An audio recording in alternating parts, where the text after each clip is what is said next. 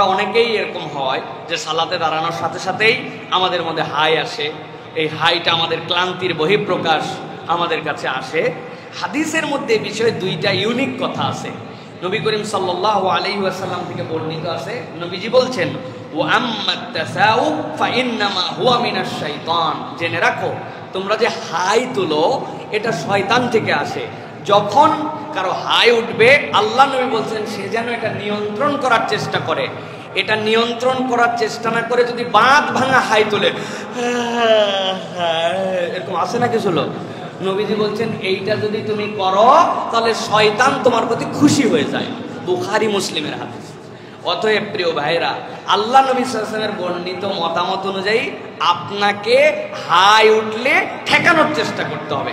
আরেকটা হাদিস আসছে ইন্ডিভিজুয়ালি সালাতের ব্যাপারে, সেখানে আসছে ফালইয়াকজিম মাস্তাতা ফাইন্নাশ শাইতানা ইয়াদখুলু, তোমাদের সাধ্য অনুযায়ী হাই উঠলে এটা যেন ঠেকায়।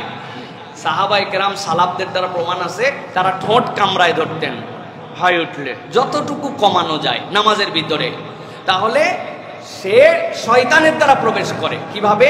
সালাতের অমনোযোগিতা নিয়ে আসে, নানান কিছু। আমি বুঝি না, অনেক ইসলাম যারা পছন্দ করেন না তারা বুঝবে না, কিন্তু আল্লাহ নবী সাল্লাল্লাহু আলাইহি ওয়াসাল্লাম আল্লাহ এগুলো দেখাইছেন। আমরা গায়েবে বিশ্বাস করি জন্য আল্লাহ নবীর কথাও বিশ্বাস করি। শয়তান ঢোকে, সুতরাং এখান থেকে ঠেকাতে হবে আমাদেরকে। হাই যতই আসুক সেখান থেকে বাঁচার চেষ্টা করতে হবে। আর সালাতের বাইরে হলে হাত দিয়ে অন্তত পক্ষে হাইটা আটকাতে হবে। এরপর আল্লাহর কাছে সাহায্য কামনা করে আমরা চাইলে পড়তে পারি লা হাওলা ওয়ালা কুওয়াতা ইল্লা বিল্লাহ অথবা আউযু বিল্লাহি মিনাশ শাইতানির রাজিম, এইটা আমরা পড়তে পারি। তবে হাইকে তার গতিতে একবারে কলিজা ভরায় হাই তুলতেছি, এইটা ইমানদারের তবিয়ত হবে না। এখান থেকে আমাদের বাঁচার চেষ্টা করতে হবে। তবে সালাতের ভিতরে যেন আপনার হাত না যায়, হাত দেওয়ার দরকার নয়, সাধ্যের মধ্যে আপনি চেষ্টা করবেন ইনশাআল্লাহ। এবং সালাতের ভিতরে আবার এরকম কোনো দোয়া দরুদও পড়ে ফেলেন না। অনেকে আছে মানে এমন অভ্যাস হয়েছে যে হাঁচি দেওয়ার পরে আলহামদুলিল্লাহ, আসলে সালাতের ভিতরে কেউ হাঁচি দিয়েছে, একজন পাশে খেয়াল করে দেখলাম পড়ছে আলহামদুলিল্লাহ, ইয়ার হামুকাল্লাহ পাশেরতে যদি পড়ে দেয় তাহলে তো পুরা মুসিবত। এই জন্য সালাতের ভিতরে আপনি মুখে হাত দিবেন না, কিন্তু সেটা একদম ইচ্ছা মতো তাকে উঠতে দিবেন না, ওইটা আপনি ঠেকাবেন। এটা রাসূল সাল্লাল্লাহু আলাইহি ওয়াসাল্লামের নির্দেশনা। কেননা পুরোটা ছেড়ে দিলে শয়তান তার জন্য আসে।